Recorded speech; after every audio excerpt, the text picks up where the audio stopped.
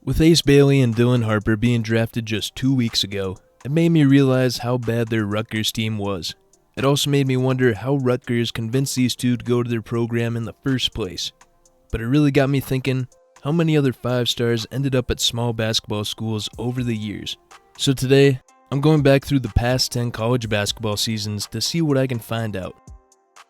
And the first player I found from the 24/7 sports rankings was Mitchell Robinson in 2017 with Western Kentucky. 7'5" 5-star Robinson had enrolled at Western Kentucky, where he had been attending classes and working out for 2 weeks before the season in July, but then didn't show up for a scheduled workout. Staff members went to his dorm the next day, only to find out it had been completely cleaned out. Coach Rick Stansbury announced that Robinson was suspended indefinitely for leaving campus, and where Stansbury then traveled to New Orleans to meet with both Robinson and his mother. Robinson reportedly expressed that he was having second thoughts about attending WKU. Robinson was granted his release to transfer after the coach's visit, but after Robinson went to visit Kansas and the University of New Orleans, he ultimately decided to re-enroll at Western Kentucky. So everything was now good, right? Wrong. After causing all this commotion, Mitchell Robinson just ended up skipping this season of college basketball to focus on training for the 2018 NBA draft. But obviously this seemed to work, as he did get drafted and is still in the NBA today. However, I think this whole ordeal kind of stemmed from assistant coach Shamad Williams. He resigned abruptly in the same July Robinson was on campus. You see, Williams was Robinson's godfather, so he kind of helped him get to Western Kentucky, and once Williams left, this put second thoughts into Robinson's head of truly staying in Bowling Green. Now 2018 is a doozy, as 3 small basketball schools made splashes this recruiting window, with the team I just talked about making another move. Western Kentucky again landed another 5-star recruit in Charles Bassey, who was the 9th ranked in the country. This time though, Bassey actually played at Western Kentucky unlike Mitchell Robinson. In fact, 3 seasons with the Hilltoppers, and were freshman year in the 18-19 season, Bassey put up a double-double with 14.6 points per game and 10 rebounds, adding on 2.4 blocks per game, while also leading Conference USA in field goal percentage at 62.7%. This won Bassey the conference's Freshman of the Year, was a part of the All-Freshman team, and won the CUSA Defensive Player of the Year award right out the gate. Sophomore year was looking to be a great season, as within the first 10 games, he had increased his points, now up to 15.3. Even getting an upset win versus Arkansas to put the team to a 7-3 Oh no. Yeah.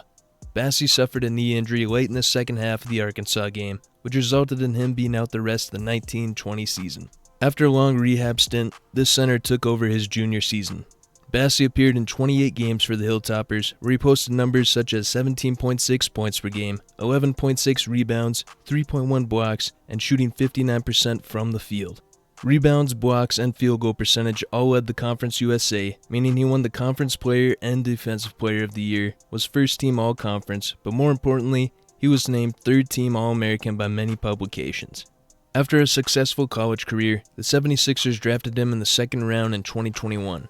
The second team in the 2018 recruiting window who actually landed 2 5-stars was Vanderbilt, with that being Darius Garland and Simi Shutu, 11th and 8th ranked respectively. First, with Darius Garland. Now Garland sort of pulled a Kyrie Irving college tactic. If you don't know what I mean, Kyrie Irving only played 11 games for Duke in 2010, but still became a top draft pick. Well, Garland did even better and only played 5 games before injuring his meniscus, and for his hometown school, he averaged 16.2 points, 3.8 rebounds, 2.6 assists, and shooting a crazy 47.8% from the 3-point. As I mentioned just a few seconds ago, Garland was a top pick, 5th pick to the Cavaliers to be exact, so this injury and low amount of film didn't jeopardize his NBA chances. However, Simi Shutu played a full year for Vanderbilt, where it wasn't terrible, not really 5-star worthy though. Shutu averaged 10.9 points, 6.7 rebounds, shooting 46% from the field. Not great as a 6'10 guy getting nearly 27 minutes a game. After this season, he should have stayed another year, but Simi opted for the NBA draft, where he went undrafted. Since 2019, Simi has played basketball in the G League, the UK, France, Turkey, Canada, and Greece, where he is still there today. The final team in 2018 was Nevada in the Mountain West, where they brought in 16th ranked Jordan Brown. Turned out just to be a 1-year plan with Brown at Nevada. Even though Brown was named preseason Mountain West Freshman of the Year on this stacked Nevada Wolfpack team, he still came off the bench, appearing in 33 games for the Wolfpack, only starting 1 and getting 10 minutes a game. Lack of play time and Muscleman leaving led to him transferring to Arizona. Due to NCAA rules, he had to sit out the 19-20 season, but his 20-21 was better. For Arizona, he was up to 19 minutes a game, only starting 11 games though, averaged 9.4 points with 5.2 rebounds, and this performance earned him the Pac-12 Sixth Man of the Year award. But after coach Sean Miller got fired, Brown opted for the transfer portal again and landed in the Louisiana Ragin' Cajun team. Brown made his mark the 2 seasons there where he started 57 games with average stats of 17.5 points, 8.6 rebounds, while shooting 54%. He led the Sun Belt Conference in field goal percentage the 22-23 season, getting first team all-conference this season, was second team in the 21-22 season. Since COVID happened, Brown had another year of eligibility and transferred one last time to Memphis. This was a roller coaster year. Brown started off playing the first 7 games with the team, then left Memphis after their game against Ole Miss, only to return back to the team about a month later wanting to join again. He was allowed to come back and saw action in 11 more games in a limited bench role though. Brown went undrafted and went to Croatia to play professionally. The 2020 recruiting class saw 2 more 5-stars be signed to small schools, with the first one out in California at the University of Stanford. Stanford recruited the 5-star Zaire Williams, the number 5 guy in the nation. Williams in this shorter basketball season appeared in 20 of 27 games, starting in 14 of his 20 games. He averaged 10.7 points and nearly 3 turnovers a game, while shooting a very bad 29% from 3 on 4 threes a game, shooting 37% from the whole field. Did record Stanford's second ever triple-double though. No all-freshman team for Williams, but he got an honorable mention. He then opted for the draft after his 1 season. But I mean, what do I know about basketball prospects? Despite the not great season, Williams got drafted 10th overall. He's carved out a decent NBA career, as well as a primary bench piece with the Grizzlies and starting some games in Brooklyn. The 19th ranked player in the nation, Makur Maker, made waves when he committed to Howard University in 2020.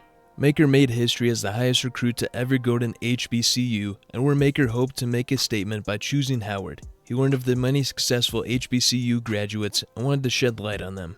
However, with this shockwave, Maker was only able to play 2 games before becoming injured, where he played alright. But the Howard staff made the move to shut down Makur in November 2020, where he declared for the 2021 NBA draft. During the NBA draft combine though, he withdrew from that and ended up pursuing an NBL stint with the Sydney Kings.